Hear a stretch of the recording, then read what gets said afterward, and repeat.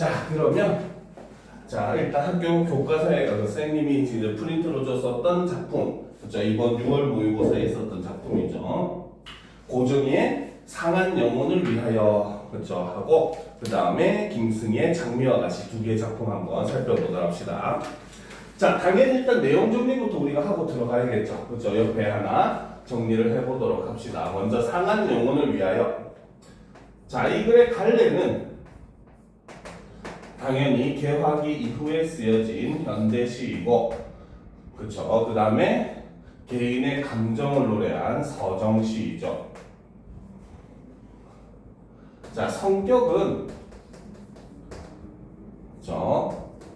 의지적. 그렇지? 자, 화제의 의지가 드러나 있고, 그 다음에 긍정적. 기본적으로 이제 어떤 상황이나 이런 걸 받아들이는 긍정적 인식이 밑바탕에 깔려 있습니다. 알겠죠? 자, 주제는 그죠? 바로 고통을 수용하는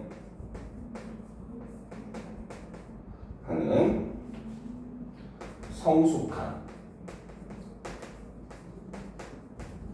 삶의 자세와 의지를 다루고 있는 작품입니다. 자, 특징은 첫 번째로 청류형.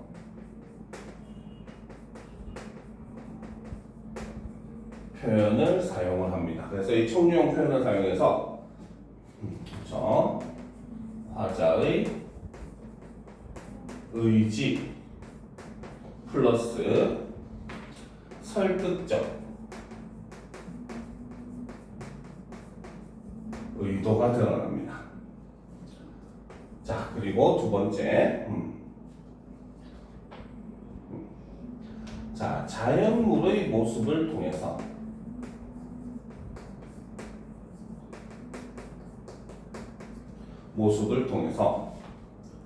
시련을 극복하는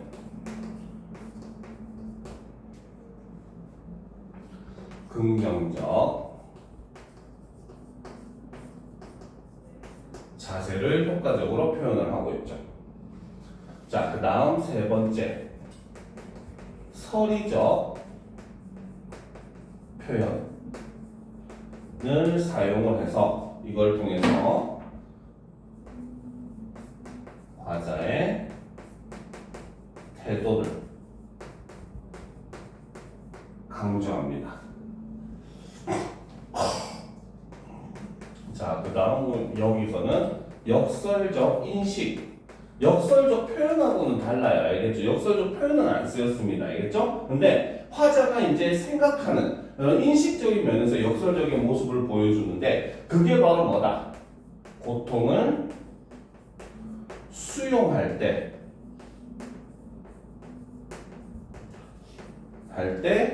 뭐다? 오히려 이를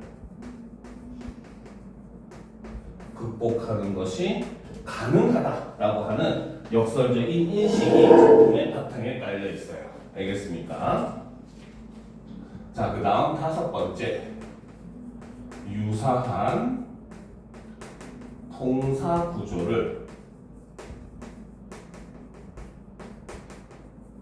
반복을 하죠. 이를 통해서 문류를 형성을 하고 다음 주제를 형상화하고 있습니다. 자, 그 다음 여섯 번째, 자연문의 상징적인 의미를 부여하고 있고 역시 이를 통해서 주제를 형상화를 하더라는 거죠.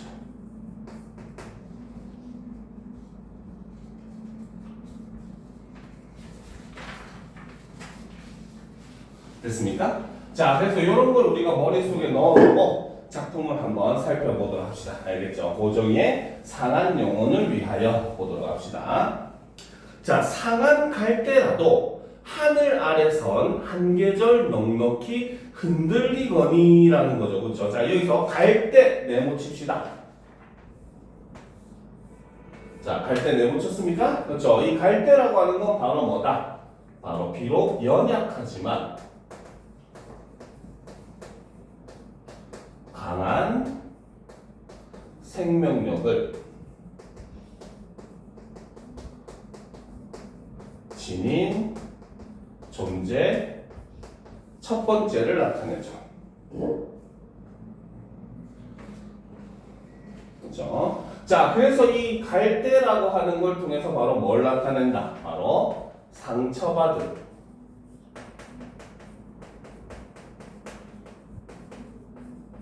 존재 혹은 시련 속에서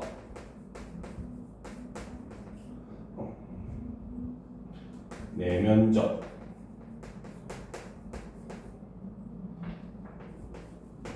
고통을 겪는 존재를 이렇게 갈대라고 하는 자연물을 통해서 나타내주고 있다는 거죠. 알겠습니까? 그래서 상한 갈대라도, 그렇죠? 말 그대로 갈대는 갈대인데 상이 있는 거야. 갈대는 뭡니까? 바람에 하늘하늘 이렇게 흔들리는 거. 그렇죠? 굉장히 연약해 보이죠. 하지만 매년 뭡니까? 강한 생명력으로 자라나는 건 생명력을 지닌 존재고, 그런데 이제 이 갈대가 상에 있어. 그렇지? 바로 상처를 가지고 있다는 거죠. 하지만 이 강한 갈대라도 하늘 아래서는 어떻게? 한 계절 밑줄 치자. 넉넉히 흔들리거니, 그렇죠? 넉넉히 흔들리거니, 바로 고통을 받아들인다, 거부한다. 그렇지. 바람이 불면 부는 대로 흔들리는 거 아니야, 그렇지? 즉 여기서는 바로 뭐다? 고통을 의연하게 수용하는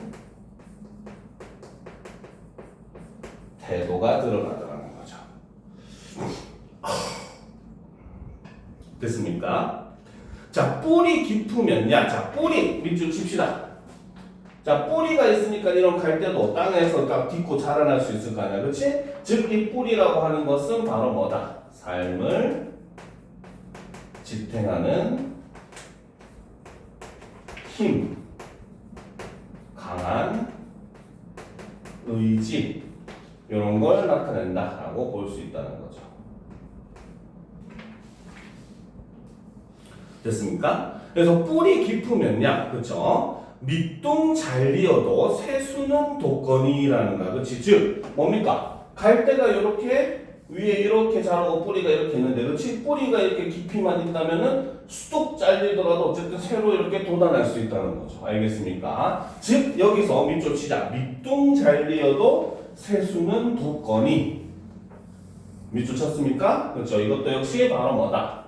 갈대의 강한 생명력을 나타내주죠. 그리고 이거는 어떻게 구체적으로 형상화를 하고 있다. 구체적인 이미지를 제시를 함으로써 이거 의미를 형상화를 하고 있다는 거죠. 알겠습니까? 자, 충분히 흔들리자 상한 영혼이요. 야, 여기서 충분히 흔들리자 할 때 뭡니까?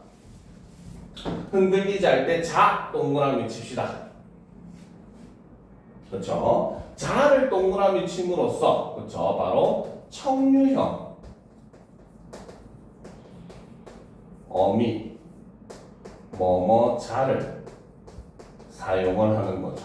청류형이 무슨 뜻입니까? 청류가 무슨 뜻이야? 어? 요청? 우리 같이 밥 먹자 무슨 뜻이야? 응? 우리 밥 먹자 무슨 뜻입니까?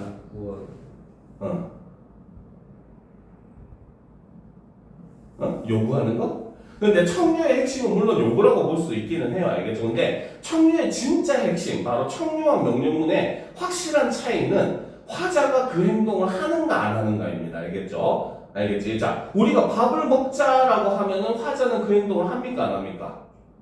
하잖아, 그치? 보통 청유형 같은 경우는 물론 아닌 경우도 있긴 하지만 문맥적으로, 그치? 대부분의 청유형 같은 경우는 기본 의도 전제 자체가 바로 뭐다? 나도 그 행동을 할 테니까 너도 함께 해라 라고 하는 이런 의미가 담겨 있어요, 그죠? 그런데 밥 먹어라 하면 무슨 뜻이야? 그치? 명령문을 사용하면은 화자는 그 행동을 해, 안 해? 그치? 안 할 가능성이 더 높죠, 그죠? 청자에게만 행동을 하게 하는 거야, 알겠습니까? 그러니까 여기서는 지금 청유형 어미를 사용을 하니까 바로 뭐다? 화자의 의지가 강조가 된다는 거야. 나도 그렇게 할 것이라는 의미가 되는 거죠. 그렇죠? 그리고 반면에 뭡니까? 지금 충분히 흔들리자라고 독자한테 지금 얘기를 하고 있기 때문에 이를 통해서 독자의 공감을 형성하고 있다. 독자들에게도 함께 이렇게 하자라고 하는 의미가 들어간다는 거죠. 알겠습니까? 알겠죠? 자, 그래서 이걸 통해서 드러내는 건 바로 뭐다? 고통을 대하는 의연한 태도를 이렇게 충분히 흔들리자라고 얘기를 하더라는 거죠. 알겠습니까? 충분히 흔들리자, 상한 영혼이요. 충분히 흔들리며 고통에게로 가자라는 거죠. 자, 고통에게로 가자. 밑줄 칩시다. 즉, 고통을 거부해야 된다, 받아들여야 된다. 그쵸. 바로 여기서는 고통을 적극적으로 수용하려는 그러한 모습이 드러나더라는 거죠. 알겠습니까? 자, 뿌리 없이 흔들리는 부평초. 자, 부평초 역시 네모 칩시다. 그렇죠. 이게 갈대랑 역시 마찬가지 연약하지만 강한 생명력을 지닌 소재 몇 번째? 그렇지, 두 번째가 되겠죠. 적어놔야 되겠지. 그렇죠. 그렇죠. 자, 부평초에게로 가자. 그래서 부평초 같은 경우는 이제 뿌리 없이 물에 떠다니는, 그렇죠, 그런 풀이죠. 물 고이면 꽃은 피거니, 꽃 밑줄 치자. 역시 이거는 1년에 뭐랑 대응됩니까? 갈대? 꽃은 핀다고 했잖아. 세순. 그치, 새순과 같이. 그렇죠. 이것도 바로 뭐다? 생명력을 의미합니다. 새로운 생명력. 그래서 물 고이면 꽃은 피거니 이 세상 어디서나 개울은 흐르고 이 세상 어디서나 등불은 켜지듯. 자, 여기서 개울 밑줄 치고 등불 밑줄 칩시다. 그렇죠? 즉 꽃을 피울 수 있는 개울은 이 세상 어디에나 있고, 그렇죠? 뭡니까? 어둠을 밝혀준 등불도 이 세상 어디에나 있다라고 얘기하죠. 그렇기 때문에 여기서 뭐다? 개울이나 등불은 삶의 희망을 상징한다 라고 볼 수 있다는 거죠. 알겠습니까? 자, 그리고 두 줄을 묶도록 합시다. 이 세상 어디서나 개울은 흐르고 이 세상 어디서나 등불은 켜지듯. 두 개의 문장 구조가 어때요? 그치, 바로 여기서는 대꾸법을 사용을 하고 있죠. 알겠습니까? 자, 가자, 고통이요. 살 맞대고 가자라는 거지, 그렇지? 여기서도 역시 고통을 어떻게 하고 있다? 그렇지, 적극적으로 수용하고 있다는 겁니다. 알겠습니까? 자, 외롭기로 작정하면 어딘들 못 가랴. 갈 수 있다 없다? 그렇지, 못 가랴 옆에다가 가로 열고 서리법이라고 씁시다. 서리법은 쉽게 말하면 답정너예요. 답이 정해진 물음이야, 알겠지? 답이 정해지지 않은 물음은 그래서 우리가 서리법이라고 하지 않습니다, 알겠죠? 그래서 답이 정해진 물음, 즉 외롭기로 작정하면 어디든 갈 수 있다라는 거죠, 그렇죠? 그다음 가기로 목숨 걸면 지는 해가 문제랴라는 거죠. 지는 해 세모 칩시다. 저 지는 해라고 하는 것은 바로 뭐다? 세속적인 장애물. 현실의 시련, 이런 걸 상징한다고 볼 수 있다는 거죠. 그렇죠? 즉 내가 목숨 걸고 가겠다고 생각하면은 밤이 된다고 해서 못 갈 이유가 없다는 겁니다. 그렇죠? 그죠? 그지? 그래서 여기서도 역시 마찬가지 서리법을 사용을 하고 있죠. 그렇죠? 그리고 이 두 문장도 역시 마찬가지 대꾸를 이룸으로써 의지를 강조하고 있다는 거죠. 알겠습니까?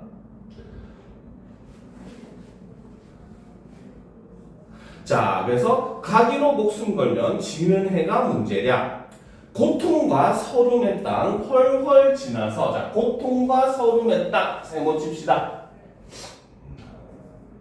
자, 이것은 지금 화자가 서 있는 공간, 땅의 모습인 거잖아. 그렇지? 그러니까 이것은 바로 무엇을 의미한다? 바로 부정적 현실을 나타낸다 라는 거죠. 그래서 고통과 서름의 땅은 헐헐 지나서 어디로 간다? 그치? 뿌리 깊은 벌판에 서자라는 거죠. 동그라미 칩시다. 뿌리 깊은 벌판. 그럼 벌판에 서자라고 하니까 이 뿌리 깊은 벌판은 화자가 어떻게 하는 공간이야? 응? 화자가 어떻게 하는 공간? 요거 고통과 소름의 땅은 지나가야 되는 거고 뿌리와 뿌리 깊은 벌판은 뭡니까? 화자가 뭐 하고 싶은 공간? 그치, 서고 싶은 공간, 그치? 가고 싶은 공간이 되겠죠. 그렇죠? 이거를 이제 우리가 고등학교 식으로 표현하면 이상향이라고 표현을 하는 겁니다. 알겠죠? 그래서 뿌리 깊은 벌판이라고 하는 것은 바로 뭐다? 생명력이 가득한 공간이고, 그렇죠? 즉 이거는 화자가 지향 안 돼요. 알겠죠? 지향은 바라는 거고 지향은 거부하는 겁니다. 알겠죠? 그래서 지향하는 공간이 된다는 거죠. 일종의 이상향이다. 요런 용어들은 잘 알아둬야 돼요. 시험에 워낙 보기도 모의고사도 이런 거 상관없이 보기에 워낙 많이 나오니까. 알겠습니까? 자, 그래서 뿌리 깊은 벌판에 서자라는 거죠. 그렇죠? 그래서 서자 역시 밑줄 칩시다. 그래서 여기서는 바로 굉장히 화제, 의연한 태도가 드러나고 이를 통해서 작품의 바로 뭐다? 주제의식을 드러내주고 있다는 거죠. 알겠습니까? 오히려 고통을 수용해서 함으로써 고통을 극복할 수 있다는 이런 역설적인 인식, 주제의식이 드러나는 거죠. 두 팔로 막아도 바람은 불듯 영원한 눈물이란 없느니라. 영원한 비탄이란 없느니라 라는 거지. 그치? 자, 여기서 이제 역시 마찬가지 바람이라고 하는 거는 세모 칩시다. 두 팔로 막아도 바람은 분다라고 하는 거는 일종의 바람은 시련, 고난을 상징한다고 볼 수 있어요. 즉, 시련과 고난이 우리가 바라지 않는다고 오지 않는 것은 아니라는 거죠. 그렇죠? 우리가 막고 싶다고 막을 수 있는 게 아니라는 거야. 그렇지? 하지만 그 다음에 두 줄에서 얘기를 하죠. 두 줄을 묶도록 합시다. 영원한 눈물이란 없느니라. 영원한 비탄이란 없느니라. 두 줄 묶었습니까? 여기서도 역시 바로 대꾸법을 사용을 하고 있죠. 그래서 대꾸의 방식을 사용해서 바로 뭐다? 고통이라고 하는 것은 영원하다, 일시적이다. 일시적. 그치, 바로 고통과 시련은 일시적인 것이다. 언젠가는 끝이 나는 것이다. 그 말은 우리가 이거를 극복할 수가 있다는 뜻이 된다는 거죠. 그렇죠? 자, 캄캄한 밤이라도, 자, 캄캄한 밤 역시 세모 칩시다. 자, 지금 화자가 있는 곳이 캄캄한 밤이면 좋아, 안 좋아? 그렇죠. 역시 마찬가지 부정적 현실이 되겠죠. 부정적, 암울한 현실. 됐습니까? 자, 그래서 캄캄한 밤이라도 하늘 아래서 마주 잡을 손 하나 오고 있거니, 자, 마주 잡을 손 동그라미 칩시다. 그렇죠? 갑자기 손만 오면 공포영화겠지만, 그렇지? 자, 손이 이렇게 온다는 거, 이 손이 와가지고 나를 어떻게 해준다? 그렇지? 마주 잡아준다는 거야, 그렇지? 즉 바로 고통은 혼자 이겨내는 것이 아니라는 거죠, 그렇죠? 바로 이 뭡니까? 마주 잡을 손이라고 하는 것은 바로 뭐다? 화자에게 도움을 주는 연대의 대상이라는 거죠. 알겠습니까? 그리고 이것은 이꼴 고통을 함께 극복하는 존재들이라는 거죠. 알겠습니까?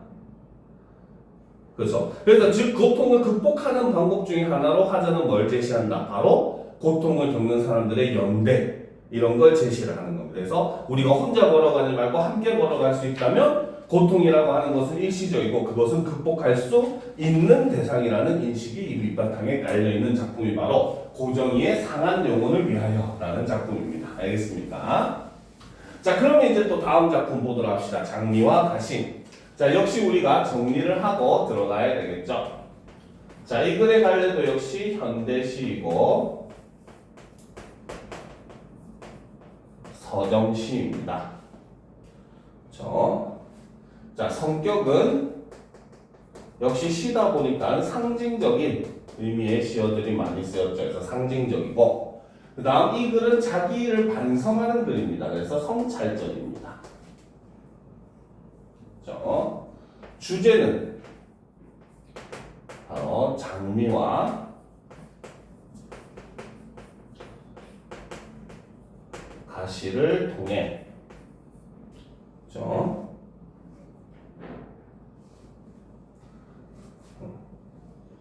통해 성찰함 그렇죠? 고통 속에서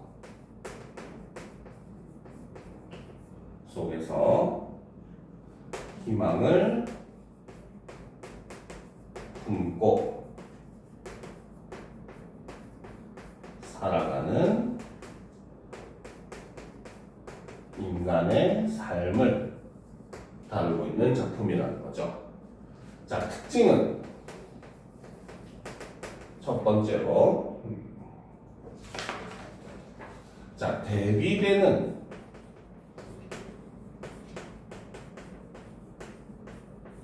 소재를 제시하죠. 그래서 이걸 통해서 고통과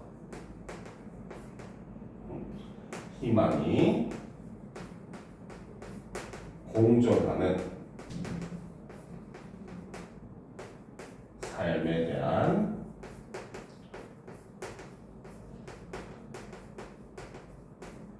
성찰을 다루죠. 자, 그 다음 두 번째 앞의 작품하고 같은 공통점이죠. 서리적 표현을 사용을 합니다. 그래서 서리적 표현을 통해서 바로 뭐다? 작품의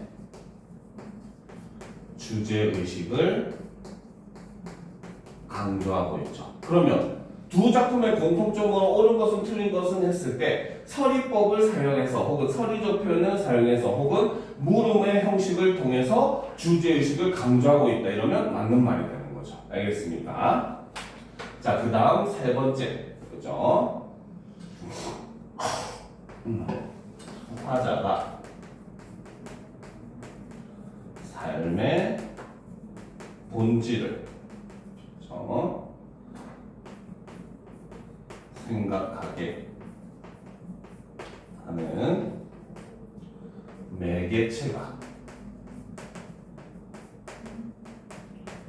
등장을 합니다.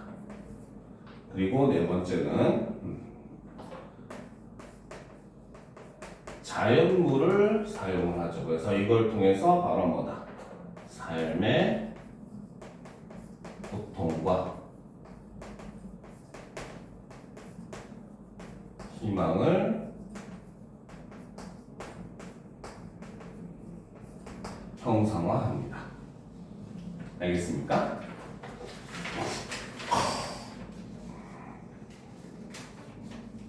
됐습니까? 자, 그러면 이제 우리가 한번 살펴보자 합시다. 본문 내용 준비됐죠? 자, 그러면 살펴보도록 합시다. 자, 눈먼 손으로 나는 삶을 만져보았네 라는 거지, 그치? 자, 여기서 눈먼 손 동그라미 칩시다. 자, 이게 바로 뭐다? 화자가 삶을 어루만지며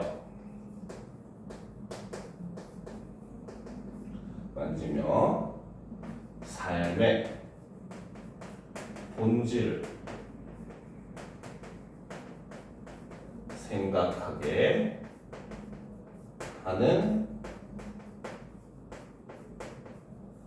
매개체의 역할을 하는 게 바로 이 눈먼 손입니다. 알겠습니까? 알겠죠? 그러니까 지금 눈먼 손으로 나는 삶을 만져보는 행위를 통해서 이 화자는 바로 뭐다? 삶의 본질에 대해서 생각을 하게 된다는 거죠. 알겠습니까? 자, 그렇기 때문에 이것이 의미하는 것은 자, 눈먼 손으로 나는 삶을 만져보았네. 두 줄 묶도록 합시다. 묶었습니까? 그렇죠? 자, 그래서 여기서는 바로 뭐다? 그렇죠? 삶의 본질을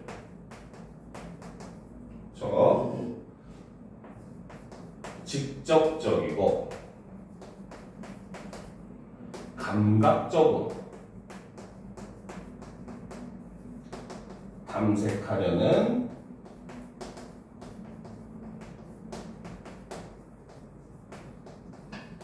행위라는 거죠. 알겠죠? 그러니까 지금 내가 삶을 이제 어떻게 보면 성찰해 보는 거, 그치? 돌아보는 거를 감각적으로 내가 지금 만져봤다는 식으로 표현을 하고 있는 겁니다. 알겠죠? 자, 그건 가시투성이었어. 그래서 내가 삶을 만져봤더니 그거는 가시투성이었더라는 거죠. 그쵸? 그치? 자, 계속 봅시다. 가시투성이 삶의 온몸을 만지며 나는 미소지었지. 이렇게 하는 거 변태 같죠? 자, 이토록 가시가 많으니. 자, 밑줄 치자. 이토록 가시가 많으니. 자, 삶을 만졌는데 삶이 가시가 많대. 그 말은 삶이 순탄했다, 어려웠다. 그치, 바로 이토록 가시가 많으니라고 하는 것은 바로 뭐다? 삶의 고통을 겪고 있는 존재의 모습을 이렇게 표현하더라는 거죠. 알겠습니까? 왜? 왜? 뭔가 할 말이 있는 표정이었는데 아니야? 이토록 가시가 많으니 곧 장미꽃이 피겠구나라는 거지, 그치? 자, 장미꽃 네모 칩시다. 저 장미꽃 네모 쳤습니까? 그렇죠? 자, 이거는 바로 뭐다? 아름답지만 가시가 있는 존재, 자연물이라는 거죠. 알겠습니까? 알겠습니까? 그래서 얘는 바로 뭐다? 일종의 희망을 상징한다고 볼 수 있어요. 알겠죠? 그리고 그러면 위에 있는 가시는 바로 뭘 상징한다? 고통을 상징한다. 그래서 고통과 가시는 서로 대비되는 소재가 된다는 겁니다. 알겠습니까? 됐죠? 그치? 그래서 이토록 가시가 많으니 곧 장미꽃이 피겠구나라는 거죠. 즉 바로 뭐다? 삶과 고통은 서로 대비되는 개념이긴 하지만 그것은 한 가지 삶에 공통적으로 존재할 수밖에 없는 요소라는 거죠. 무슨 말인지 알겠습니까? 자, 장미꽃이 피어난다 해도 어찌 가시의 고통을 잊을 수 있을까? 잊을 수 있다 없다? 없다. 그렇죠? 있을까? 옆에다 가로 열고 설의법이라고 써놓읍시다. 됐습니까? 잊을 수 없다는 걸 얘기하는 거죠. 그렇죠? 자, 있을까 해도 장미꽃이 피기만 한다면 어찌 가시의 고통을 버리지 못하리요? 버릴 수 있다 없다? 버릴 수 있다는 거죠. 알겠습니까?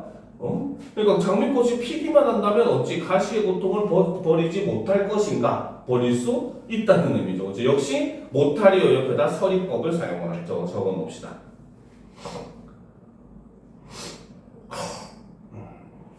됐습니까? 즉, 이 연에서 의미하는 거는 바로 뭐냐? 자, 이 연을 하나 묶도록 합시다. 알겠죠? 이 연을 이렇게 전체를 묶도록 합시다.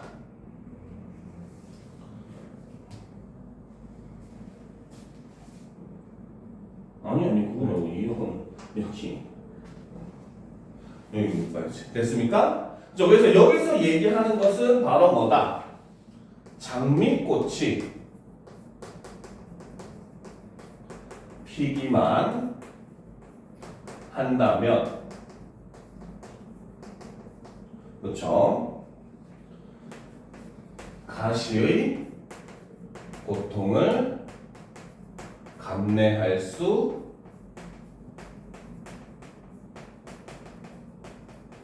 있다라는 뜻이 된다는 거죠. 알겠습니까? 자, 그래서 이걸 통해서 바로 뭐다? 그렇죠?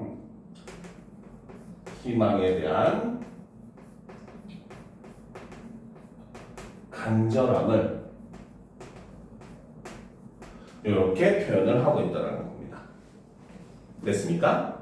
자, 눈먼 손으로 삶을 어루만지며 나는 가시투성이를 지나 장미꽃을 기다렸네. 그의 몸에는 많은 가시가 돋아 있었지만 그러나 나는 한 송이의 장미꽃도 보지 못하였네 라는 거지. 그치? 즉 바로 뭐다? 고통을 견뎠지만 뭡니까? 희망이 나왔다 안 나왔다? 안 나왔다는 거죠. 그쵸? 그러면 나는 한 송이의 장미꽃도 보지 못하였네. 여기서 드러나는 화자의 심정, 밑에다 적죠. 화자의 심정 땡땡, 바로 상실감이 되겠죠. 상실감. 정서는 상실감이 되는 겁니다. 알겠죠? 자, 다음 페이지. 자, 그러니 그대 이제 말해주오. 자, 그대 밑줄 칩시다. 자, 이 그대가 지금 나의 말을 어떻게 하고 있는 사람?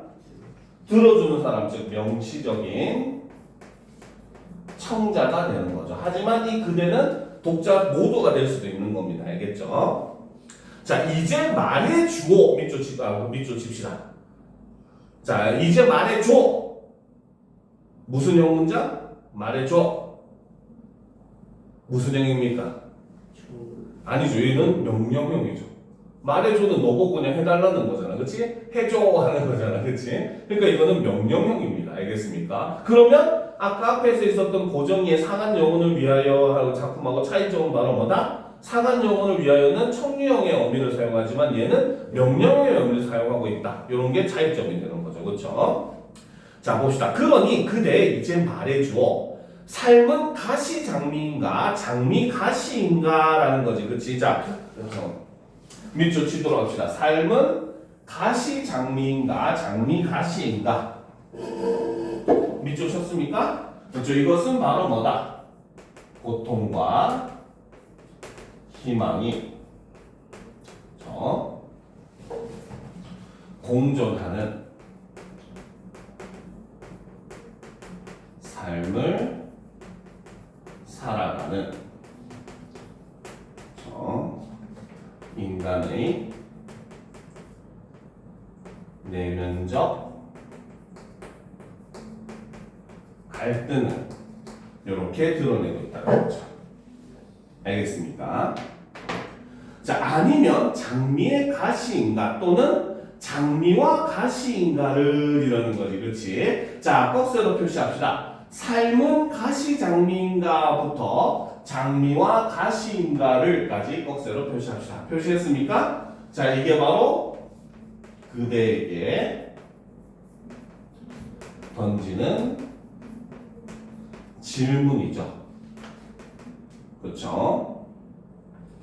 즉, 이 삶이라고 하는 거는 그 고통과 희망이 공존하는 그러한 모습을 띠고 있는데 무엇이 과연 우선인가? 라는 거에 대해서 화자는 물음을 던지고 있는 작품이 바로 이 장미와 가시라고 하는 작품인 겁니다. 알겠습니까? 자, 여기까지 한 것 중에 혹시 다른 거 궁금한 거 있습니까? 여기 어치 가시부터 버리시부터 서희법인데 못하니까 버리지 못하리요. 버릴 수 있다는 뜻이 되는 거죠. 알겠습니까? 이해가 돼요? 그래서 이렇게 보면 돼요. 알겠습니까? 자, 그러면 남은 시간 동안 역시 우리 문제 좀 풀다가 마무리하도록 합시다.